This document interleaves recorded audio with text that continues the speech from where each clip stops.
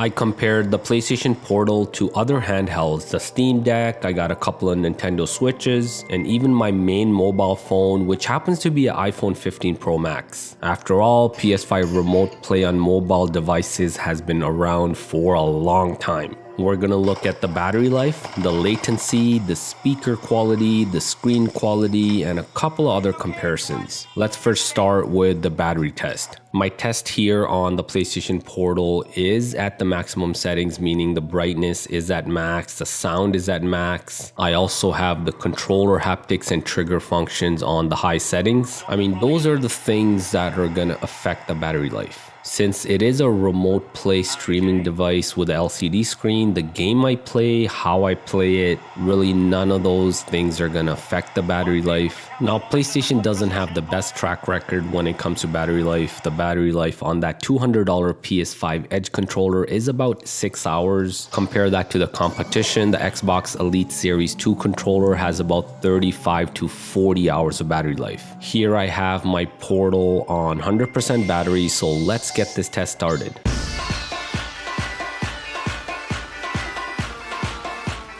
The Portal does have information on the exact battery percentage. However, the only time it displays that is when you actually plug it in to charge. I, of course, couldn't do the plugging in during this test. I had to keep playing non-stop. So the only way for me to check the battery life was the kind of the bars that the Portal displays, similar to the controller battery. I have no idea when I dropped to 2 bars and then 1 bar, but by 3 hours, the PlayStation Portal was showing a single bar. I did get the battery level low warning at about 3 hours and 45 minutes.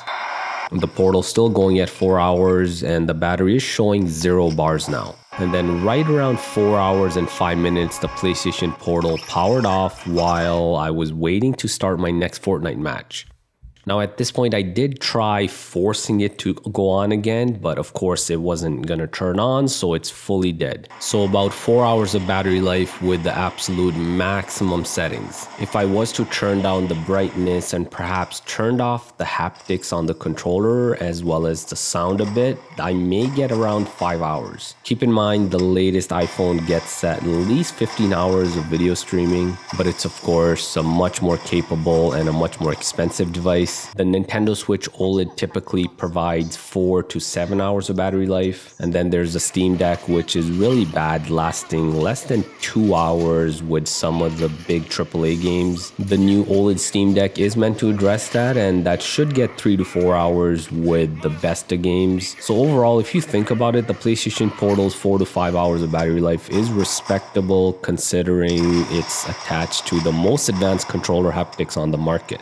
Battery life is important, but so is latency and input time when you're gaming. One thing I kept hearing from reviewers and others is how the Portal felt instant, no delay. Is it really different than simply remote playing on my mobile phone? Is there some magic going on inside this thing to give it better latency? Let's see what the numbers say. Here I have Gran Turismo 7 running. You see both my TV and the Portal on screen. I'm gonna freeze the frame right here. And the PlayStation Portal is exactly 83 milliseconds behind what my hardwired TV displays. So we have a latency difference of 83 milliseconds. Now with my iPhone running the remote play app, let's do the same thing. Freeze the frame and the TV is 66 milliseconds ahead. So the PlayStation Portal doesn't have some voodoo magic.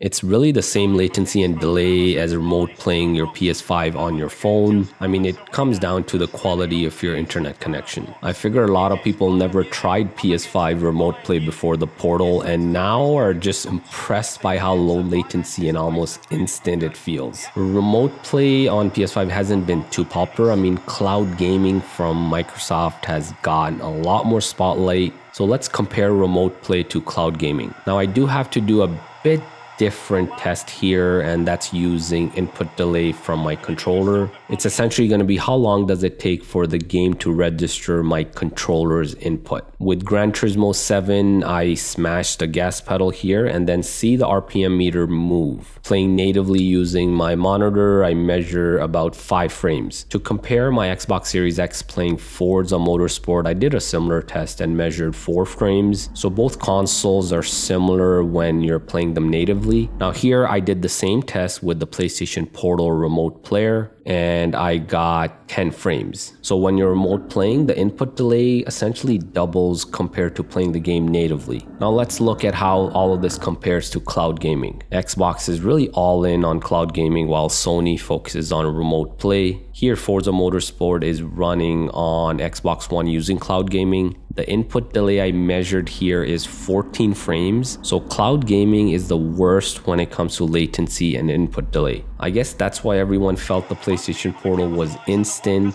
They likely expected it to be as bad as cloud gaming, but in reality, it's actually a lot better.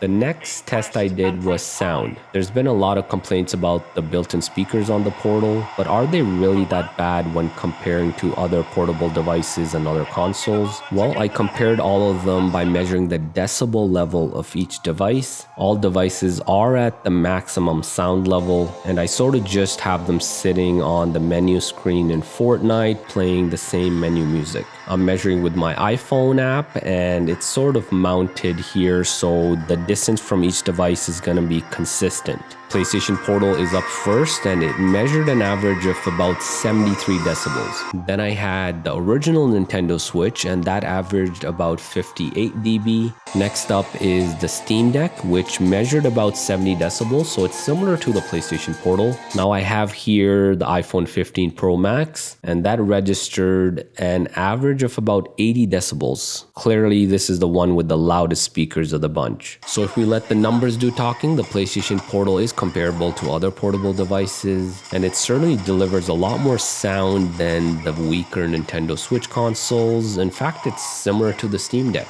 Next up, let's talk about that screen.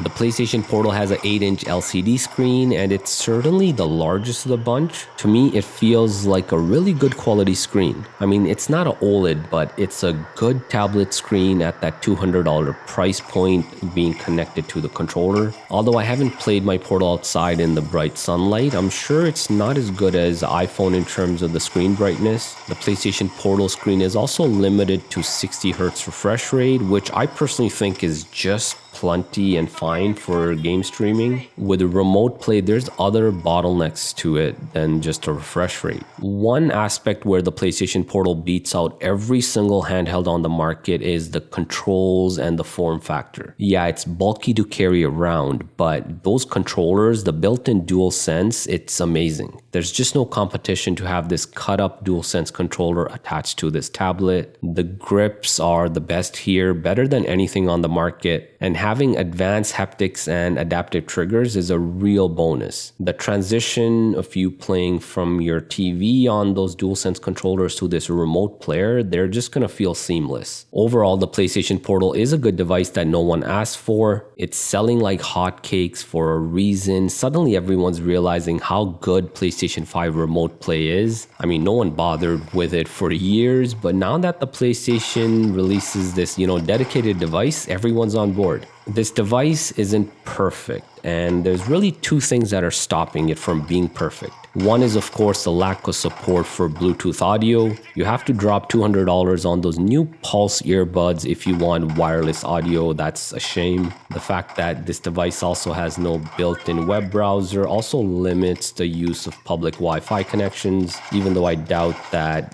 public Wi-Fis are fast enough to really enjoy this device. Now, the web browser might get solved with a software update, but the no Bluetooth audio, if that's a hardware thing, then it's really an anti-consumer decision by Sony. If they hadn't missed the mark on those two things though, this really would have been a perfect remote play device.